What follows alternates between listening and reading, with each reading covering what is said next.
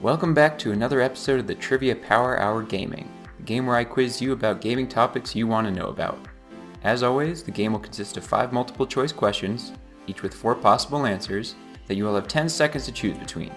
But remember to pay attention to all the options even if you know the answer right away, because one of those incorrect options may be the correct answer for the random bonus question saved for the end. Make sure to play along in the comments section to share how you did with the other players. With that out of the way, let's get on with today's trivia, which will be focusing on video game controllers. One of the best modern conveniences console gamers have enjoyed the rise of during the last few generations is the wireless controller. The freedom these controllers give, with no fear of accidentally yanking it out of the consoles or siblings and parents tripping over the cord, is kind of taken for granted these days. That's not even mentioning all those poor controllers that were ruined by pets chewing through the wires. But how far back were these issues actually solved? Question number 1. What console had the first wireless controllers? Is it A, the Atari 2600, B, the Sega Genesis, C, the Super Nintendo, or D, the PlayStation?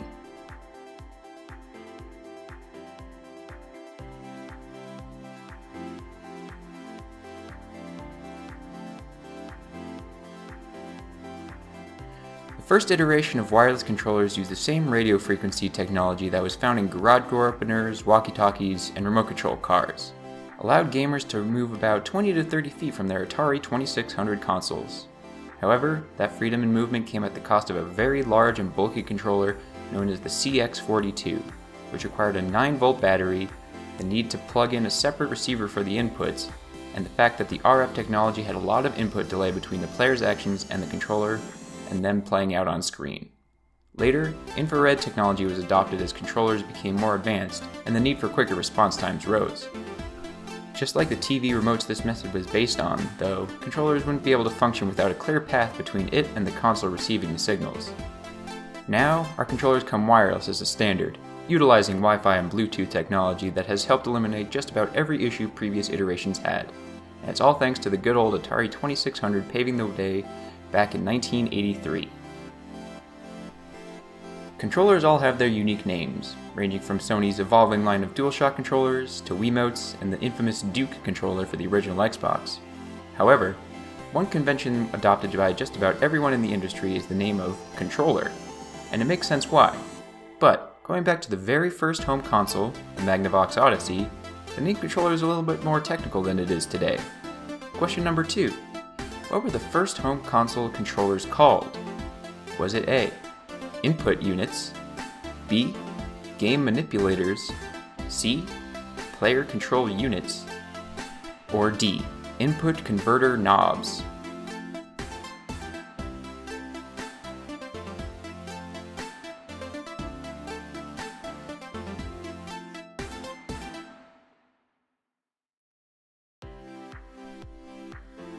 It goes without saying that video games looked a lot different when the first home console was released back in 1972, but the controllers may be the most foreign-looking aspect of the ancient device. The Magnavox Odyssey shipped with the Master Control Unit, the system itself, 11 plastic overlays to place on your TV screen, 6 games, and 2 player control units. These controllers were not supposed to be held while used, and in fact were probably extremely difficult to use that way, but rather placed on a table. The controller had 3 knobs, 2 on either side that moved the block of pixels horizontally and vertically, and a third English control that manipulates the position of the ball during play, which was basically cheating. One button reset the ball's position on screen. Thankfully, we've evolved both the design and name of controllers to be much more comfortable, although Player Control Unit does have a cool Tron-like ring to it. Any gamer who plays across multiple consoles probably come across some confusion with the button names at one point or another. Whether it be A, X, Y, or other commonly used name, just about every system puts them in a different place.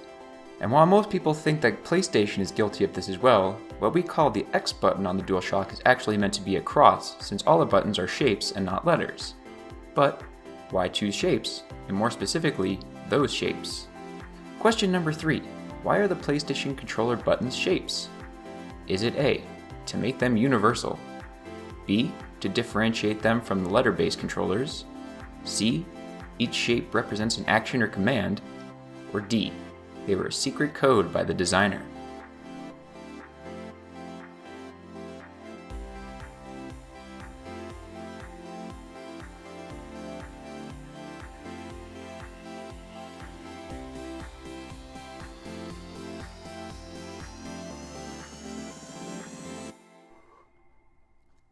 One aspect of controllers that saw the most change in the first few generations was the layout, name, and color of buttons.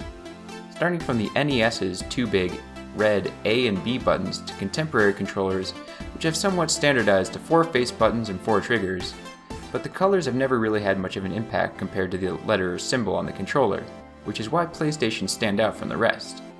Rather than use arbitrary letters, the original designer of the controller, Teyu Gota, wanted something simple to remember and represented something. Triangle was meant to represent the point of view, square was meant to represent menus or documents, and circle and cross meant to confirm and cancel respectively. Circle meaning confirm and cross as cancel wasn't intuitive to Westerners as it was in Japan, leading to many Japanese games having those buttons swapped in America. Celebrating and recognizing video games has come a long way in the public consciousness, from award ceremonies like the Game Awards and the DICE Awards, to even more mainstream awards like Journey being the first video game to win a Grammy for its soundtrack. But there's one award the game industry has under its belt you might not expect, an Emmy. What's even more strange is that the Emmy was given to 2 controllers for technology and engineering, which was a category I didn't even know existed. But which 2 controllers can claim to have earned this bizarre award? Question number 4. What game controllers won an Emmy? Was it A, the NES and DualShock, B, the Atari 2600 and Genesis controllers, C, the Wiimote and Kinect, or D, the Steam controller and the Xbox Elite controller?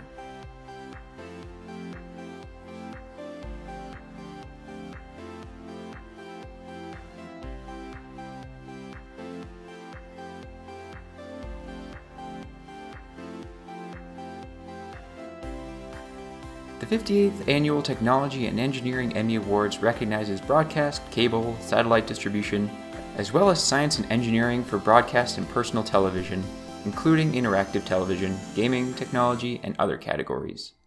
Despite being out for many years before winning this award in 2007, it was Nintendo's NES controller and Sony's DualShock that took home the award for Peripheral Development and Technology Impact of Video Game Controllers.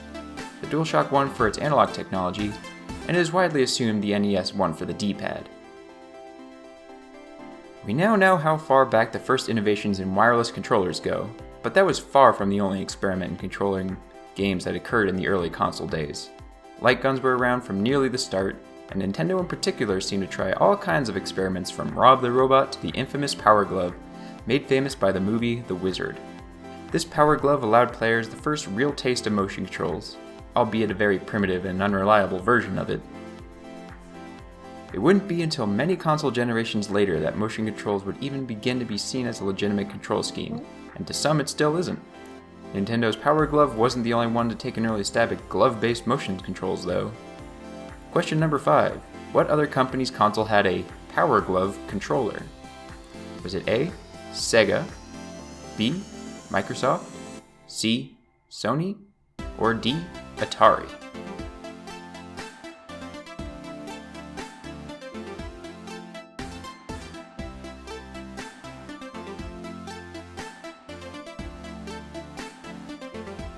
Nintendo has always been the leader in pushing the definition of how we interact with games.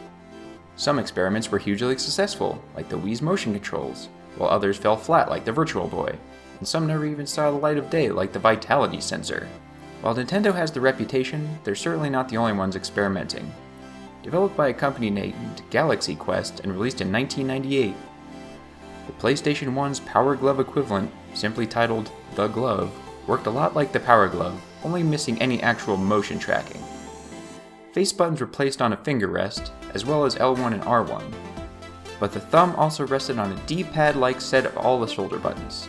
Controlling direction was done by twisting the wrist. Tilting it towards yourself, as if you were drinking from a can, was the equivalent of pressing up on the D-pad or tilting the stick up. While more reliable than the primitive motion tracking of the Power Glove, the glove was awkward and uncomfortable to use for most people due to the complex controller it was attempting to replace. The only real benefit to the glove was that it did allow people to play games with just one hand, which could have been a great asset for any gamers with physical disabilities.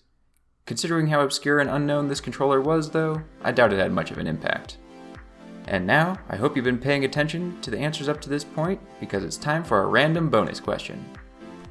This time, we're going to be talking about project or code names in the game industry that are changed before the actual release to the public. One such project was Project Natal, which was later released as what?